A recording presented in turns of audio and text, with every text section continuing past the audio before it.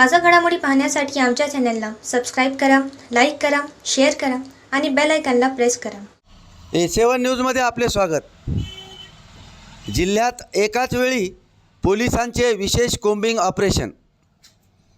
जिल्हा पोलीस अधीक्षक श्रीकृष्ण कोकाटे यांनी जिल्ह्यातील सराईत गुन्हेगार व लपून छपून चालणारे अवैध धंदे याबाबत कडक भूमिका घेतली आहे. तसेच गंभीर गुन्ह्यातील आणि चोरी, जबरी चोरी, घरफोडी व दरोडा या गुन्ह्यातील आरोपींना नियमित तपासणे व त्यांच्याविरुद्ध कडक प्रतिबंध कारवाई सुरू केली आहे.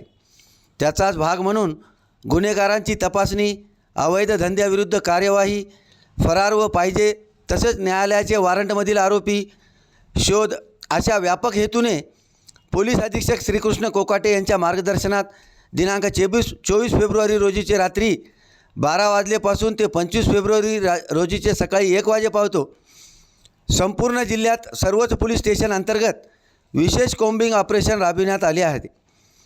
सदर मोहिमेत अप्पर पोलीस अधीक्षक श्रीमती अर्चना पाटील, उपविभागीय पोलीस अधिकारी अंबादास भुसारे, उपविभागीय पोलीस अधिकारी सुरेश दळवे, राजकुमार केंद्रे, पोलीस निरीक्षक विकास पाटील, स्थानीय गुन्हे शाखा पोलीस निरीक्षक विष्णुकांत गुट्टे, पोलीस निरीक्षक नरेंद्र पाडळकर, पोलीस निरीक्षक गणेश राहिरे, पोलीस निरीक्षक मोहन भोसले, पोलीस निरीक्षक श्रीमती शालिनी नाईक, पोलीस निरीक्षक सुधीर वाघ, पोलीस निरीक्षक डोंगरे, पोलीस निरीक्षक सानप, सहपोलीस निरीक्षक राम निर्दोडे, सहपोलीस निरीक्षक बोराटे, सहपोलीस निरीक्षक संग्राम जाधव, सहपोलीस निरीक्षक आडे, झळके तसेच स्थानीय गुन्हे शाखेचे सहपोलीस निरीक्षक शिवशाम घेबारे, पोलीस उपनिरीक्षक विक्रम विठुबने व सर्वच पोलीस स्टेशनमधील दुय्यम पोलीस अधिकारी व मोठ्या प्रमाणात पोलीस अंमलदार सहभागी झाले होते.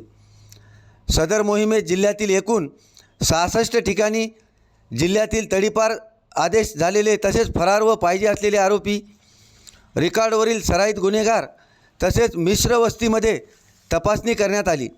सदर मोहिमेमध्ये न्यायालयाकडून वेळोवेळी समन्स निघूनही तारखेवर न्यायालयात हजर राहत नव्हते व ज्यांचेबाबत न्यायालयाकडून अटक वॉरंट निघाले होते अशा इसमाविरुद्ध एकूण 17 नॉन बेलेबल वॉरंट बजावणी करण्यात आली. एक तडीपार इसमाविरुद्ध महाराष्ट्र पोलीस कायदा कलम 142 प्रमाणे एक गुन्हा दाखल करण्यात आला.